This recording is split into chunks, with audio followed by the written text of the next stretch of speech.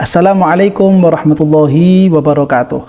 Alhamdulillah, wassalatu wassalamu ala rasulillah Sayyidina Muhammad ibn Abdillah wa ala alihi wa sahbihi wa man walah. Amma ba'du, teman-teman, para pemirsa, para pengikut, dan juga para pecinta channel YouTube MZT Malang Raya dimanapun Anda berada. Alhamdulillah, kita bisa melanjutkan kajian kita, bisa melanjutkan pembahasan kita, yang mana pada kesempatan kali ini kita melanjutkan kisah-kisah dari para ulama yang menjadi perawi penerus estafet dalam keberlangsungan mazhab Al-Imam Asy-Syafi'i, yang mana pada video-video yang sebelumnya kita telah membahas tentang yang mana pada abad keempat Hijriyah atau di generasi yang keempat perjalanan mazhab Al-Imam Asy-Syafi'i, di situ muncul satu peristiwa dan sejarah besar, yaitu kemunculan dua thariqah besar, yaitu thariqah Iraqiyin dan juga thariqah Khurasaniyin. Dan siapakah yang menjadi guru besar dari thariqah Iraqiyin itu sudah kita bahas, sekaligus juga dengan para pengikut dan para penerus estafet dari thariqah Iraqiyin ini juga sudah kita bahas. Dan pada kesempatan kali ini kita membahas tentang thariqah Khurasaniyin, yang mana thariqah Khurasaniyin ini memiliki guru besar yang bernama beliau Al-Imam Abu Hamid Al-Isfirayini. Dan beliau Al-Imam Abu Hamid Al-Isfirayini ini memiliki para murid-murid, memiliki para pengikut, yang mana murid-murid beliau dan para santri-santri beliau ini menjadi penerus estafet di dalam mempertahankan ciri khas yang dimiliki oleh thariqah Khurasaniyin. Yaitu pada sesi kali ini santri pertama yang akan kita bahas dari murid-muridnya Al-Imam Abu Hamid Al-Isfirayini adalah beliau yang dikenal dengan sebutan Al-Imam Al-Mahamili, atau biasa juga disebut dengan Al-Imam Ibnul Mahamili. Al-Imam Al-Mahamili dan juga Al-Imam Ibnul Mahamili ini merupakan salah satu murid senior dari Al-Imam Abu Hamid Al-Isfirayini. Beliau memiliki nama lengkap yaitu Al-Imam Ahmad bin Muhammad bin Ahmad bin Qasim Al-Mahamili. Dan beliau lebih dikenal juga dengan sebutan Ibnul Mahamili atau Al-Imam Al-Mahamili. Ini nama lengkapnya beliau. Beliau salah satu ulama yang dilahirkan pada tahun 368 Hijriah. Dan beliau wafat pada tahun 415 Hijriah. Sehingga kalau dihitung usia beliau Al-Imam Al-Mahamili ini memang tidak terlalu panjang. Beliau memiliki usia yaitu 47 tahun. Dalam usia yang singkat ini, beliau telah berhasil menghabiskan usianya, menghabiskan waktu-waktunya, menghabiskan pemikirannya, menghabiskan tenaga dan jiwanya untuk berkhidmah kepada syariatnya Allah Subhanahu wa Ta'ala, berkhidmah kepada aturan-aturannya Gusti Kanjeng Nabi Muhammad SAW melalui mempertahankan, memperjuangkan, dan menyebarluaskan mazhab Al-Imam Asy-Syafi'i dengan satu bentuk ciri khas yaitu thariqah Khurasaniyin. Yang mana pada beberapa video yang sebelumnya telah kita singgung bersama bahwa salah satu ciri khas yang dimiliki oleh ulama-ulama yang ada di daerah Khurasan, yang thariqahnya dikenal dengan thariqah Khurasaniyin dengan guru besarnya yaitu Al-Imam Abu Hamid Al-Isfirayini, ciri khas yang dimiliki oleh para ulama-ulama yang tinggal di daerah Khurasan ini adalah beliau-beliau ini selain kuat di dalam memegang dan mempertahankan riwayat nas-nasnya Imam Syafi'i, beliau-beliau ini merupakan sekumpulan ulama yang mampu mengembangkan pemahaman dari nas-nasnya Imam Syafi'i. Dan itu nanti akan sangat tergambar sekali, sangat nampak sekali dari apa yang disampaikan dalam rumusan-rumusan hukum yang disampaikan oleh Al-Imam Al-Mahamili berikut ini. Beliau Al-Imam Al-Mahamili ini diberikan gelar oleh para ulama-ulama setelahnya dengan sebutan Al-Imam Al-Jalil, seorang pimpinan yang jalil, yang luar biasa agungnya, seorang panutan yang agung, seorang panutan yang luar biasa, min rufa'i ashabi Syekh Abi Hamid. Beliau merupakan salah satu santri-santri senior dari murid-muridnya Al-Imam Abu Hamid Al-Isfirayini. Dan beliau juga wa baituhu baitul fadli wal jalalah wal fiqhi wal riwayah. Secara lingkungan memang Al-Imam Ahmad bin Muhammad bin Ahmad Al-Mahamili ini beliau hidup di lingkungan yang sangat kental dengan keilmuan, sangat kental dengan ibadah. Rumah beliau, keluarga beliau, dan orang-orang yang ada di sekeliling keluarga beliau memang merupakan sosok-sosok manusia yang begitu erat, begitu familiar dengan ilmu fikih dan juga ilmu riwayat hadis-hadisnya Rasulullah Shallallahu Alaihi Wasallam. Sehingga memang beliau sejak dini sampai beliau itu menginjak usia dewasa, beliau memang sudah tidak asing, sudah sangat familiar sekali dengan keilmuan-keilmuan Islam. Beliau sudah sangat mengenal dengan riwayat-riwayat dari Rasulullah Shallallahu Alaihi Wasallam dengan berbagai macam warna-warninya, dengan berbagai macam khilafiyah-khilafiyahnya.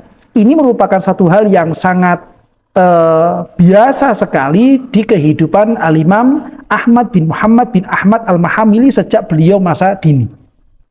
Itu memang yang terjadi dalam riwayat beliau seperti itu. Lalu kemudian warahila bihi abuhu ilal Kufah fasami'a min Abil Hasan ibn Ubay as-Sirri wa ghairihi. Beliau ketika masih usia-usia anak-anak oleh orang tuanya dibawa ke daerah Kufah. Jadi orang tuanya yang membawa beliau ke daerah Kufah untuk apa? Ketika beliau sampai di daerah Kufah dengan tujuan supaya beliau belajar kepada para ulama-ulama, para muallim, para guru yang ada di daerah Kufah. Yang kebetulan waktu itu guru pertama beliau adalah beliau yang bernama Al-Imam Abul Hasan bin Ubay as-Sirri. Jadi waktu itu beliau ketika masih masa kecilnya itu dibawa oleh orang tuanya ke daerah Kufah, ke kota Kufah untuk belajar pada ulama-ulama yang ada di sana. Ini merupakan satu qudwah, suatu panutan yang patut kita contoh, patut untuk kita tiru, dan itu bisa kita lakukan pada keluarga-keluarga kita semuanya, supaya kita sebagai orang tua memiliki perhatian yang besar terhadap pendidikan anak-anak kita. Pendidikan yang dimaksud merupakan pendidikan agama Allah Subhanahu wa taala, pendidikan tentang syariatnya Rasulullah Shallallahu alaihi wasallam. Bagaimana caranya anak-anak kita itu bisa mengenal tentang siapa nabinya, siapa Tuhannya, seperti apa sifat-sifat nabinya, seperti apa sifat-sifat Allah, bagaimana dengan sifat wajib, sifat jaiz, sifat mustahil, yang itu semuanya perlu untuk diketahui oleh anak-anak kita semuanya. Kita bisa bayangkan beliau seorang ulama yang dikenal di masa-masa berikutnya dengan sebutan Al-Imam Al-Mahamili. Dan beliau memang hidup di lingkungan yang kental sekali dengan keilmuan. Itu saja oleh orang tuanya masih dibawa ke daerah lain supaya belajar kepada ulama-ulama yang ada di sana. Bukan berarti beliau ini merasa ketika rumahnya ini merupakan suatu baitu fadlin wa jalalah, lalu kemudian beliau itu merasa cukup supaya anak saya ini belajar di rumah saja. Namun beliau tetap mengantarkan anaknya supaya belajar di tempat yang lain, belajar merantau di daerah sana demi untuk menimba ilmu. Bagaimana lagi kalau sekiranya rumah-rumah kita, lingkungan-lingkungan kita merupakan lingkungan yang dalam tanda petik kurang sehat dalam masalah agama, dalam masalah pengenalan terhadap syariat-syariatnya Allah Subhanahu wa taala, aturan-aturannya Rasulullah Shallallahu Alaihi Wasallam, sehingga itu kondisi yang sekarang kita hadapi jauh untuk lebih patut bagi orang tua masing-masing supaya mengenalkan anak-anaknya kepada agama Allah Subhanahu wa taala, mengenalkan anak-anaknya kepada Rasulullah Shallallahu Alaihi Wasallam sebagai salah satu bahkan pimpinan dari para rasul dan para nabi, yang itu tidak lain tidak bukan adalah junjungan kita bersama, panutan kita bersama, yaitu baginda Rasulullah Shallallahu Alaihi Wasallam. Kalau sosok seperti Al-Imam Al-Mahamili saja dengan lingkungannya yang seperti itu masih perlu untuk diantarkan belajar agama, bagaimana lagi dengan kita-kita yang lingkungan kita lebih banyak dominan dengan hal-hal yang tidak mendukung kepada ilmu-ilmu agama, sehingga kita perlu untuk mengantarkan anak-anak kita belajar tentang agama Allah Subhanahu wa Ta'ala. Dan ini sudah dicontohkan oleh beliau Al-Imam Ahmad bin Muhammad bin Ahmad Al-Mahamili. Tinggal kita sekarang bagaimana kita mencontoh dan mengaplikasikan, mengamalkan apa yang telah dilakukan oleh orang tua beliau kepada kita semuanya, bagaimana kita melakukannya. Beliau setelah belajar kepada beberapa ulama yang ada di daerah Kufah, lalu kemudian di masa-masa beliau itu usia dewasa, beliau kemudian diantarkan oleh orang tuanya untuk belajar kepada ulama besar yang ada di daerah tersebut, di daerah Khurasan, yaitu beliau Al-Imam Abu Hamid Al-Isfirayini. Ketika beliau belajar di sana, karena memang beliau ini merupakan satu sosok santri yang istimewa, yang mana beliau dikatakan baro'a fil fiqhi wa ruziqa minadz zakai wa husnil fahmi ma'arba fihi ala akroni.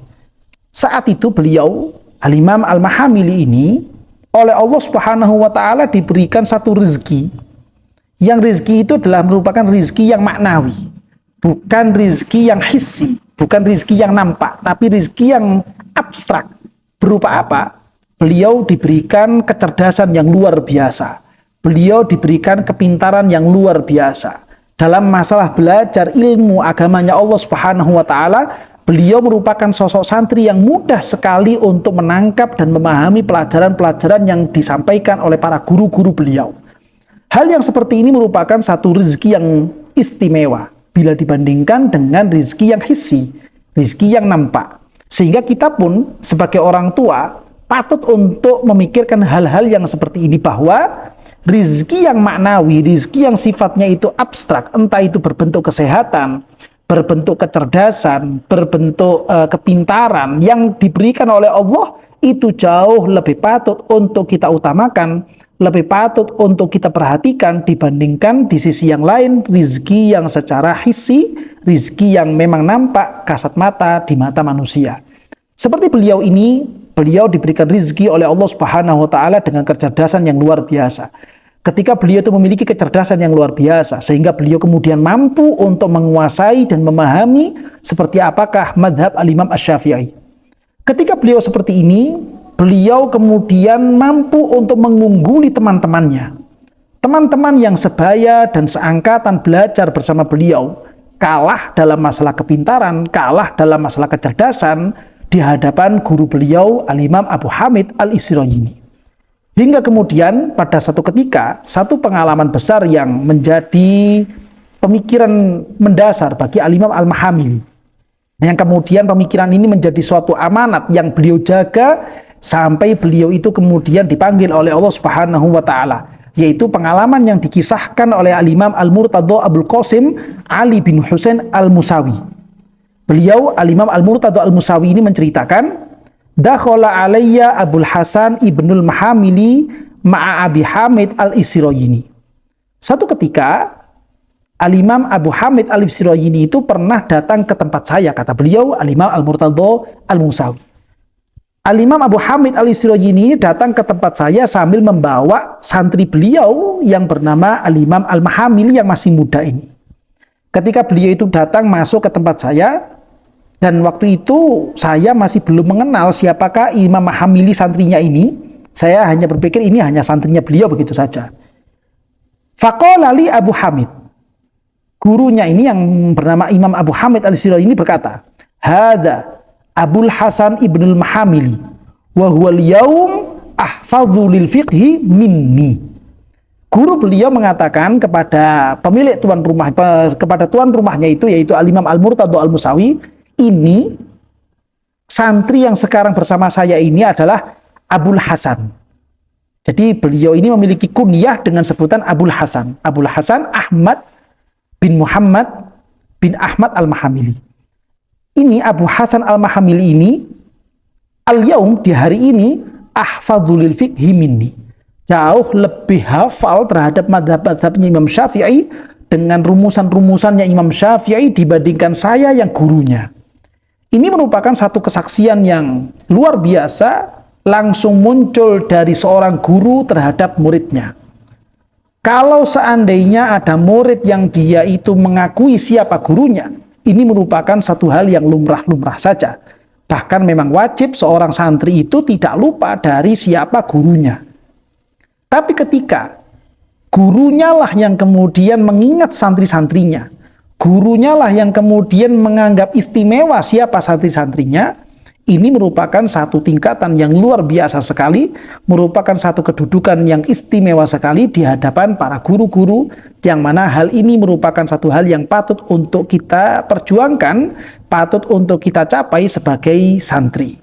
Tentunya dengan cara-cara yang benar, dengan cara-cara yang tidak sampai menyakiti hati guru, di balik apa yang telah dia lakukan di hadapan guru tersebut.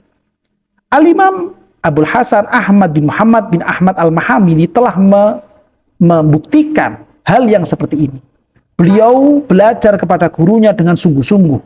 Beliau berkhidmah kepada gurunya dengan sungguh-sungguh. Sehingga kemudian dari apa yang telah dicapai oleh Al-Imam Al-Mahamili yang masih muda ini, sama sekali tidak mengecewakan hati gurunya, yaitu Al-Imam Abu Hamid Al-Israyini. Sehingga kemudian tak ayal kalau gurunya ini memuji muridnya dengan mengatakan wa huwal yaum ahfadzulil fiqhi minni. Di hari ini dia jauh lebih tahu, dia jauh lebih hafal tentang mazhab Syafi'i dibandingkan saya yang gurunya. Ini merupakan satu kesaksian yang luar biasa, yang mana itu telah dicapai oleh Al-Imam Abul Hasan Al-Mahamili. Sehingga dari situ sosok tuan rumah yang bernama Al-Imam Al-Murtadha Al-Musawi mengakui tentang keberadaan siapakah anak muda yang sedang dibawa oleh Al-Imam Abu Hamid Al-Israyini. Ini berarti merupakan santri yang tidak sembarangan. Ini merupakan sosok pemuda yang tidak sembarangan. Dia merupakan sosok yang suatu saat nanti akan menjadi penerus estafet dari pengajaran dan juga dakwah guru beliau, yaitu Al-Imam Abu Hamid Al-Israyini. Beliau dan apa yang dikatakan oleh beliau ini betul-betul terbukti. Hingga kemudian Al-Imam Al-Mahamili ini berhasil mengajar, berhasil dakwah, berhasil mengarang, menulis kitab-kitab fikih, yang kemudian apa yang beliau lakukan ini juga diakui oleh guru beliau Al-Imam Abu Hamid Al-Israyini. Beliau di antara tulisan-tulisan karya beliau adalah kitab Al-Majmu'. Tapi kitab Al-Majmu' ini bukan majmu'nya Imam Nawawi yang banyak tersebar di Indonesia, tapi kitab Al-Majmu' tulisannya Al-Imam Al-Mahamili, yang mana ini sudah hampir tidak ada sekarang di Indonesia, terlebih lagi di Indonesia. Kemudian ada lagi kitab beliau yang berjudul Al-Muqni. Dan kemudian ada lagi yang kitab beliau berjudul Al-Lubab, yang mana kitab Lubab ini banyak kita temukan di Indonesia, banyak toko-toko dan juga perpustakaan-perpustakaan yang menyediakan kitab Al-Lubab, tulisan daripada Al-Imam Al-Mahamili. Ketika beliau ini menulis beberapa kitab-kitab beliau ini tentang fikih mazhab Syafi'i, yang kemudian itu diketahui oleh guru beliau ini, ya, guru beliau ini kemudian terkagum-kagum dengan apa yang ditulis oleh santrinya ini. Isi dari tulisannya itu betul-betul menyebutkan riwayat dari madhab Al-Imam Asy-Syafi'i. Riwayat Imam Syafi'i memang seperti itulah adanya. Lalu kemudian ketika beliau ini merasa terkagum-kagum, beliau mengatakan demikian, Bataro kutubi, yang artinya kitab saya telah dilampaui, telah didahului oleh murid saya ini. Murid saya ini berhasil melampaui apa yang pernah saya tulis. Ya. Lalu kemudian beliau mengatakan batarallahu umrohu. Dengan refleks beliau setelah mengatakan bataro kutubi, beliau kemudian mengatakan batarallahu umrohu. Semoga Allah kemudian juga memotong usia beliau. Karena guru beliau ini yang mengatakan demikian, apa yang beliau doakan ini, apa yang beliau sampaikan ini menjadi kenyataan dan menjadi terjadi kepada murid beliau yang bernama Al-Imam Al-Mahamili. Sehingga oleh karena itu tidak ayal beliau Al-Imam Al-Mahamili ini memiliki usia yang pendek. Para ulama mengatakan usia pendek beliau ini adalah karena dari ucapan guru beliau, yaitu Al-Imam Abu Hamid Al-Israyini, yang kemudian ucapan ini menjadi doa dan diijabahi oleh Allah Subhanahu wa taala. Sehingga beliau Al-Imam Al-Mahamili ini hanya memiliki usia 47 tahun saja. Namun, dalam kurun usia waktu yang pendek seperti ini, beliau hidup tidak sampai 50 tahun. Beliau dengan usia yang seperti ini telah memberikan satu dedikasi yang luar biasa kepada agama Islam. Beliau telah memberikan khidmah yang luar biasa terhadap mazhab Al-Imam Asy-Syafi'i. Beliau banyak meriwayatkan dan juga menjadi penerus estafet dari guru beliau ini dalam masalah mazhab Al-Imam Asy-Syafi'i. Sehingga nanti beberapa saat berikutnya ini kita akan membaca dan kita akan menyimak bagaimanakah riwayat-riwayat yang bersumber dari beliau, baik itu yang dianggap sebagai pendapat-pendapat yang gharib, pendapat-pendapat yang aneh, bahkan sampai pendapat-pendapat yang sering kita dengarkan dalam keseharian kita masing-masing. Di antara yang pernah beliau sampaikan dalam tulisan-tulisan beliau, yang kemudian salah satunya ini dianggap sebagai sesuatu yang gharib, sesuatu yang tidak lumrahnya, tidak familiar di telinga kita. Dan kemudian ini menjadi salah satu pendapat yang lemah di dalam mazhab Al-Imam Asy-Syafi'i, yaitu diantaranya adalah ketika beliau memahami riwayat hadisnya baginda Rasulullah SAW tentang bagaimanakah sikap seorang perempuan yang telah usai dari haidnya. Ketika ada seorang perempuan yang dia itu telah usai dari haidnya, yang kemudian dia itu wajib untuk melaksanakan mandi, ada satu tindakan sunnah yang perlu dilakukan oleh perempuan tersebut, yaitu beliau mengatakan wa yustahabbu lil mar'ati idza ightasalat min haidin aw nifasin an ta'khudha qutnatan min miskin aw ghairihi min at-tibi fatatabba'a bihi atharud dam. Ya, yang mana beliau mengatakan dalam masalah ini disunnahkan bagi perempuan ketika dia itu sudah selesai dari mandi haidnya atau dia itu sudah selesai dari mandi nifasnya, hendaknya dia itu mengambil satu jumput kapas, yang kemudian kapas ini diberikan pewangi, entah itu mesik atau minyak wangi yang lainnya, lalu fatatabba bihi atharad dam. Perempuan ini kemudian hendaknya tatabba, mengikuti apa yang menjadi bekas darah. Nah, dari redaksi yang seperti ini, tatabba bihi atharad dam, beliau Al-Imam Al-Mahamili memiliki pemahaman yang dimaksud dengan tatabba bihi atharad dam adalah membersihkan sisa-sisa darah yang mungkin itu tercecer di sekitar kemaluan si perempuan. Entah itu bisa di pahanya atau di bagian-bagian yang lainnya. Bekas-bekas darah ini yang kemudian dibersihkan dengan menggunakan kapas yang telah diberi dengan pewangi tersebut. Ini yang menjadi riwayat rumusan hukum yang dimunculkan oleh beliau Al-Imam Al-Mahamili. Walaupun mungkin apa yang beliau sebutkan ini merupakan satu keterangan yang gharib sekali.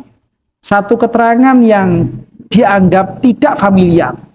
Karena selama ini yang sering kita dengar, selama ini yang sering kita tahu bahwa ketika orang perempuan itu telah usai dari haidnya, lalu kemudian dia itu sudah selesai membersihkan farjinya, hendaknya farji tersebutlah kemudian yang ditutup dengan kain atau ditutup dengan kapas, yang kapas ini sudah telah diberi dengan pewangi, entah itu misik atau yang lainnya. Namun beliau Al-Imam Al-Mahamili tidak mengatakan demikian. Beliau berpendapat bukan farjinya saja yang perlu dikasih pewangi, namun anggota badan yang lain yang sekiranya di situ ada bekas-bekas darah, maka bekas-bekas darah inilah yang kemudian diberi pewangi dengan cara yang tadi telah kita baca bersama. Qala al-ashab ay atharul haid wal muradu bihina al-farj. Para ashabul wujuh yang ada di dalam mazhab Syafi'i selain Al-Imam Al-Mahamili, ya, beliau semuanya berpendapat bahwa yang dimaksud dengan riwayat tersebut yang bersumber dari Sayyidatina Aisyah radhiyallahu anha, yang dimaksud adalah farjinya si perempuan, bukan anggota yang lainnya. Kalau anggota yang lainnya cukup disucikan dengan menggunakan air hingga kemudian bekas darah itu hilang, maka itu sudah cukup. Namun beliau Al-Imam Al-Mahamili tidak, bukan seperti itu. Maksudnya adalah tetap Bekas darah itulah yang kemudian dibersihkan dengan air, lalu kemudian diikuti dengan pewangi-pewangian ini. Nah, ini yang menjadi salah satu keputusan rumusan hukum dari Al-Imam Al-Mahamili yang mungkin menurut kita merupakan satu pendapat yang kurang begitu familiar. Di antaranya lagi, pendapat beliau pribadi, rumusan hukum beliau pribadi yang tidak familiar di telinga kita, di antaranya adalah ketika beliau itu menanggapi satu peristiwa, misalkan ada seorang perempuan yang meninggal dunia dalam keadaan hamil, yang kemudian ada kemungkinan kuat bahwa janin yang ada dalam perutnya ini masih hidup. Bagaimanakah kira-kira tindakan yang harus dilakukan? Maka yang sering kita dengar adalah hendaknya perut si perempuan ini dibedah, disobek, lalu kemudian bayinya dikeluarkan kalau memang itu masih disangka atau ada kemungkinan kuat bahwa bayi ini masih hidup, supaya bayi ini tidak ikut terkubur bersama dengan ibunya. Namun jika sekiranya tidak ada dugaan, atau mungkin dugaan yang ada ini bayinya mati juga, atau mungkin memang belum waktunya untuk lahir, sehingga dia akan ikut mati bersama dengan meninggalnya si ibu, bagaimanakah kira-kira tindakannya? Nah, biasanya yang sering kita dengar adalah si perempuan ini tetap dikubur begitu saja dan dibiarkan begitu saja. Namun rumusan Al-Imam Al-Mahamili, beliau memiliki satu rumusan yang berbeda, yaitu beliau mengatakan bahwa perut si perempuan ini ketika sudah ada sangkaan bahwa bayinya ini meninggal dunia, turika ala jaufiha syai'un hatta yamut. Di perutnya itu dikasih sesuatu pemberat yang sekiranya pemberat ini bisa menyebabkan bayinya betul-betul mati. Setelah jadi perutnya itu diberi pemberat, lalu pemberat ini dibiarkan sejenak sampai kita bisa memastikan bahwa janin yang ada di dalamnya memang betul-betul meninggal dunia. Ini merupakan rumusan beliau sendiri. Qala Nawawi, Imam Nawawi memberikan komentar tentang rumusan hukumnya Imam Al-Mahamili ini, huwa gholatun wa in kana qad hakahu jama'atun. Apa yang menjadi rumusan hukumnya Imam Al-Mahamili ini merupakan satu rumusan yang gholat, satu rumusan yang tidak bisa dianggap benar, ya, walaupun banyak ulama-ulama dari kalangan ashabul wujuh yang menghikayatkan, yang menceritakan adanya rumusan seperti ini dari Al-Imam Al-Mahamili. Ini semuanya bisa muncul seperti ini, rumusan yang seperti ini, yang mungkin dalam telinga kita itu masih tidak familiar seperti ini bisa muncul, karena kita kembali kepada yang pertama tadi. Salah satu ciri khas yang muncul di daerah Thariqah Khurasaniyin, beliau-beliau itu merupakan kumpulan ulama yang memang terkenal mengembangkan dan memanjangkan pemahaman dari nas-nasnya Al-Imam Muhammad bin Idris Asy-Syafi'i. Sehingga akan muncul dari satu nas itu pemahaman yang seperti ini, sehingga tidak ayal kalau muncul satu rumusan-rumusan yang menurut kita sebagai orang-orang seperti kita ini yang masih awam ini merupakan satu rumusan yang sangat gharib sekali, sangat aneh sekali. Nah, ini diantaranya. Di antara rumusan beliau yang sering kita dengarkan, ya, diantaranya adalah kita sering mendengar juga, misalkan ada satu tindakan ghibah, satu tindakan kita membicarakan keburukan orang lain. Ketika kita kumpul, duduk-duduk dengan satu orang atau lebih, kadang di situ akan terjadi satu pembicaraan, yang pembicaraan itu kita membicarakan keburukan orang lain, yang kemudian ini dianggap sebagai ghibah atau dianggap sebagai gosip. Ketika kita misalkan telah pernah melakukan seperti ini, maka disunnahkan, menurut beliau, menurut Imam Al-Mahamili, disunnahkan supaya berwudu. Ya, begitu juga sunnah berwudu ketika kita itu marah. Seandainya di antara kita ini ada yang emosinya sedang naik pitam, maka sunnah bagi dia itu supaya berwudu. Ini merupakan salah satu rumusan hukum, satu riwayat yang bersumber dari beliau Al-Imam Al-Mahamili. Beliau dalam kitab Al-Lubab mengatakan, yustahabbu al-wudu'u minal ghibati wa indal ghadabi.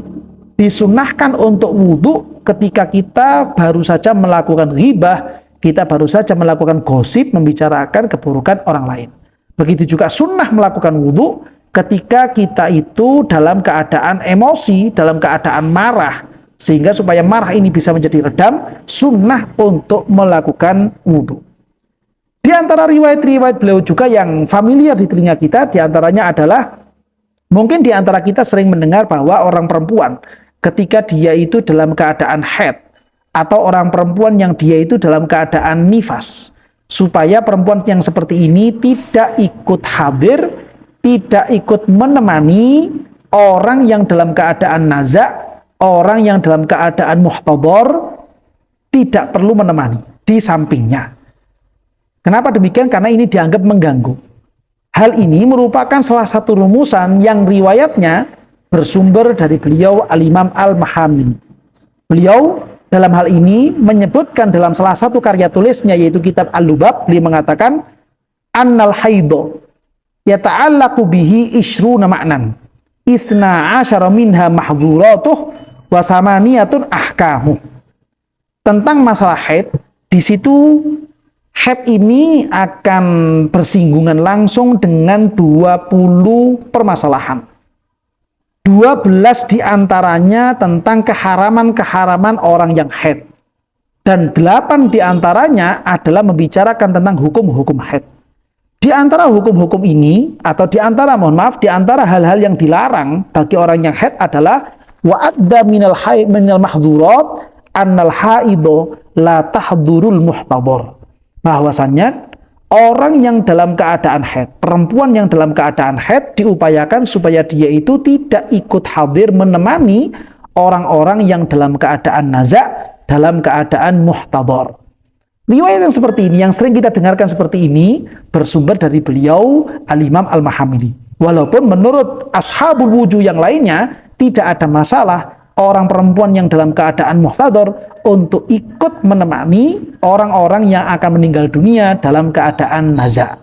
Nah, ini supaya menjadi pengetahuan kita bahwa apa yang sering kita dengar atau mungkin yang jarang kita dengarkan, di antara itu semuanya adalah merupakan riwayat-riwayat yang bersumber dari beliau Al-Imam Al-Mahamili. Dengan kita membaca riwayat-riwayat beliau, kita membaca biografi beliau, teriring harapan dan doa, mudah-mudahan kita semuanya bisa tumbuh rasa semangat, bisa tumbuh rasa giat, bisa tumbuh rasa tekun untuk mendalami agama Allah Subhanahu wa taala, memahami aturan-aturan Rasulullah Shallallahu alaihi wasallam. Yang mana dengan itu semuanya, mudah-mudahan kita semuanya, keluarga kita, anak-anak kita senantiasa diberikan kekuatan oleh Allah Subhanahu wa taala untuk bisa mengamalkan ilmu-ilmunya, sehingga ilmu yang kita punya, ilmu yang anak-anak kita punya betul-betul menjadi ilmu yang manfaat, ilmu yang barokah, sehingga kita semuanya, keluarga kita, orang-orang di sekeliling kita, orang-orang yang kita cintai, anak-anak kita, cucu-cucu kita semuanya betul-betul menjadi orang-orang yang diridhoi oleh Allah Subhanahu wa taala dan bisa membanggakan hati kekasih kita, hati idola kita, hati bintang kita, junjungan Nabi besar Muhammad sallallahu alaihi wasallam. Amin ya rabbal alamin.